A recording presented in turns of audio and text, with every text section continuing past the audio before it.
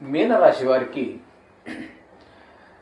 మార్చి నెల 2025 సంవత్సరం గోచార ఫలితాలు సశాస్త్రీయమైన పద్ధతులు తెలుసుకునే ప్రయత్నం చేద్దాము.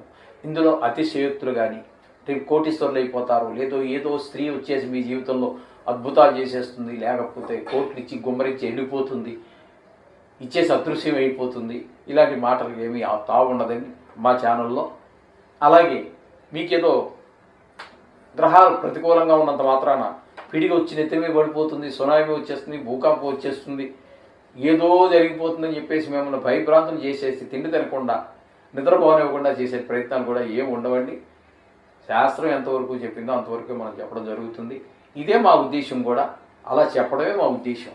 కాబట్టి ఇప్పుడు మీన రాశి వారికి మనం తీసుకున్నట్టయితే జన్మల్లో 4 గ్రహాల యొక్క సంచారం జరుగుతుందండి. ప్రప్రథమంగా మనం చెప్పుకోవాలి అంటే రవి యొక్క 16 రోజులు మాత్రం సంచారం చేస్తూ ఉన్నారు. అయితే మిగతా 14 రోజులు మాత్రం వ్యయస్థానంలో సంచారం జరుగుతుంది. మొదట 14 రోజులు నెలలో 1వ తారీఖు నుంచి 14వ తారీఖు వరకు రవి వ్యయస్థానంలో అంటే కుంభంలో సంచారం చేస్తున్నారు. తదుపరి మనకి జన్మల్లో ప్రవేశిస్తూ ఉన్నారు. అయితే ఈ రవి ఇక వ్యయస్థానంలోనే శని యొక్క సంచారం కూడా జరుగుతున్నది. జన్మల్లో రాహు యొక్క సంచారము, శుక్రుని యొక్క సంచారము, బుధుని యొక్క సంచారము కూడా జరుగుతున్నది. ఈ విధంగా ద్వితీయ స్థానంలో జన్మల్లో జరుగుతూ ఉన్నాయి. ఇకపోతే తృతీయ స్థానంలో గురువు యొక్క సంచారం జరుగుతున్నది. చతుర్థంలో కుజ, చతుర్థము పంచము 2 స్థానాల్లో కుజుని యొక్క సంచారం జరుగుతున్నది. ఇకపోతే సప్తమ స్థానంలో కేతు యొక్క సంచారం జరుగుతుంది. ఈ రాశి వారికి కూడా మొత్తంగా చెప్పుకోవాలి అంటే ఏ ఫలితాలు ఇస్తారో మనం ఒకసారి చేసుకునే ప్రయత్నం చేద్దాం.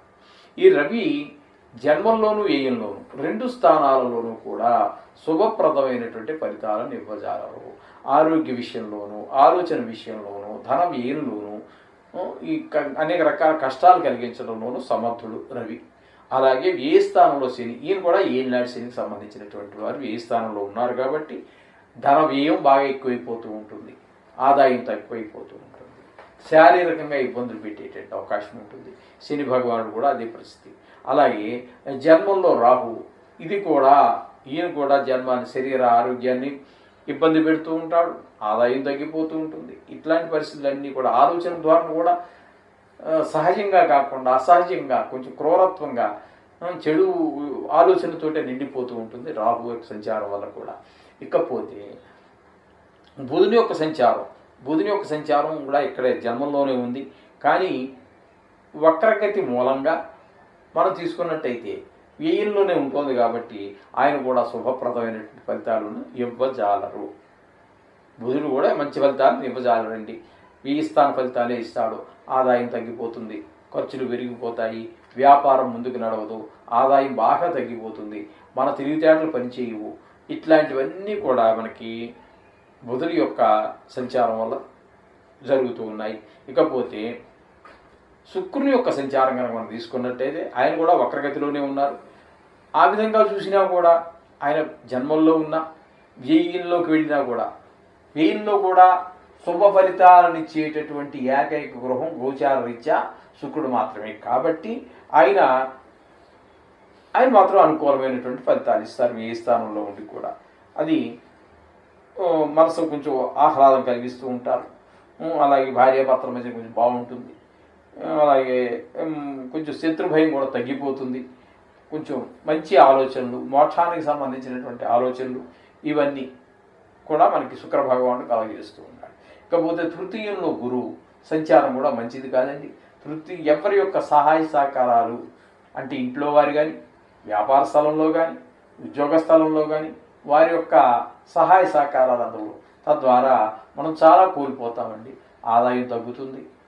అలాగే వారికి మనకి ఒక ఆ రిలేషన్షిప్, ఆ బంధుత్వం, ఆ పరిచయత్వం అవన్నీ కూడా తగ్గుతూ ఇటువంటి అవకాశం కనబడుతూ ఉంటుంది.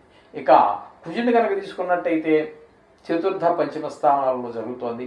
అది అంత అనుకూలమైనటువంటి చతుర్థంలో కానీ పంచమంలో కానీ కుజుని యొక్క సంచారం అటు ఇంట్లో కానీ అలాగే గృహంలో భూమి విషయాల్లో వాహన సౌఖ్యం విషయంలో వీటన్నిటిలో కూడా కొన్ని ఇబ్బందులు కలగజేస్తూ ఉంటాడు.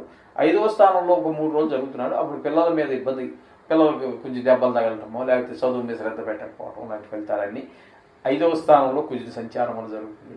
ఇక సప్తమంలో కేతు సంచారం వల్ల భార్యాభర్తల మధ్యన కొంచెం అనుకూలత తగ్గటం, అలాగే జాయింట్ వ్యాపారం చేస్తున్నట్టయితే వారికి మనకి కూడా ఇబ్బందులు ఉంటాయి. మన మాట వాళ్ళకి, వాళ్ళ మాట మనకి పొసగంతనం ఇవన్నీ ఏర్పడుతూ ఉంటాయి.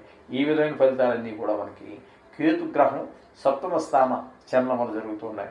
నిజానికి చెప్పాలి అంటే ఈ కుంభరాశి వారికి ఒకే ఒక గ్రహం, అలాగే అదే గ్రహం అంటే శుక్రగ్రహం మాత్రమే అనుకూలమైన ఫలితాలు ఇస్తూ ఉన్నది. ఒక్క గ్రహం, మిగతా గ్రహాలన్నీ కూడా ప్రతికూలంగానే ఉన్నాయి.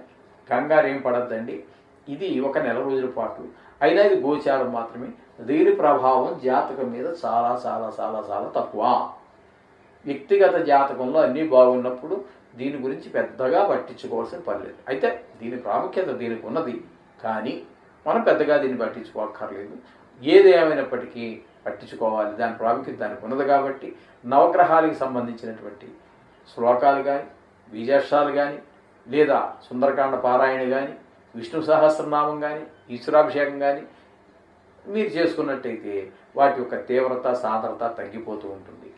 అలాగే అందుచేత ఈ విధంగా చేసుకున్నట్టయితే చాలా చక్కగా మీకు మిగతా గ్రహాల యొక్క ఆ దుష్ఫలితాలన్నీ కూడా కొంచెం తీవ్రత తగ్గి మనకు అనుకూలమైనటువంటి పరిస్థితిగా ఉంటుంది. అంచేత ఆ విధంగా చేయండి. శుభం భూయాత్.